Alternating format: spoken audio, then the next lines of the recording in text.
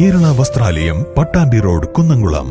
Guruvayur road near Royal Hospital, Kunnamkulam. Erumapetty Cherumanengad നെല്ലിക്കുന്നിൽ വീടിനുള്ളിൽ മനുഷ്യന്റെ അസ്ഥികൂടം കണ്ടെത്തിയ സംഭവം പോലീസ് അന്വേഷണം ആരംഭിച്ചു. ഫോറൻസിക് വിഭാഗം സ്ഥലത്തെത്തി പരിശോധന നടത്തും.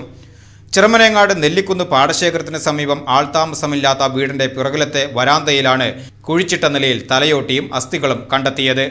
3 വർഷം മുമ്പാണ് വീട്ടിൽ ആൾതാമസമുണ്ടായിരുന്നത്. ആലപ്പുഴയിലുള്ള സ്ത്രീ അടക്കമുള്ള ഒരു കുടുംബവും ഇതര സംസ്ഥാന തൊഴിലാളികളുമാണ് ഇവിടെ താമസിച്ചിരുന്നതെന്ന് നാട്ടുകാർ പറയുന്നു. വീടുമായി നാട്ടുകാർക്ക് അടുപ്പമുണ്ടായിരുന്നില്ല. അടഞ്ഞു കിടന്നിരുന്ന വീട് പഴയ ഉടമസ്ഥന്റെ കയ്യിൽ നിന്നും 2 വർഷം മുമ്പ് മറ്റൊരാൾ വാങ്ങിയിരുന്നു.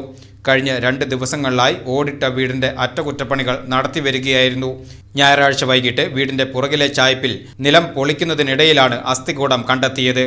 തുണികളിലും പായയിലും പൊതിഞ്ഞ നിലയിലാണ് മൃതദേഹം കുഴിച്ചിട്ടിരുന്നത്. അസ്ഥികളോടൊപ്പം തുണികളുടെയും പായയുടെയും അവശിഷ്ടങ്ങൾ കണ്ടെത്തി. തിരിച്ചറിയാതിരിക്കാൻ മൃതദേഹം കുഴിച്ചിട്ടതിന് ശേഷം കുഴി മൂടി സിമന്റ് തേച്ചിരിക്കുകയായിരുന്നു. കുന്നംകുളം ACP CR സന്തോഷിന്റെയും എരുമപ്പെട്ടി ഇൻസ്പെക്ടർ അനീഷ് കുമാറിന്റെയും നേതൃത്വത്തിലാണ് അന്വേഷണം. ഈ വീട്ടിൽ വാടകയ്ക്ക് താമസിച്ചിരുന്നവരെ കേന്ദ്രീകരിച്ചാണ് പ്രാഥമിക അന്വേഷണം നടക്കുന്നത്.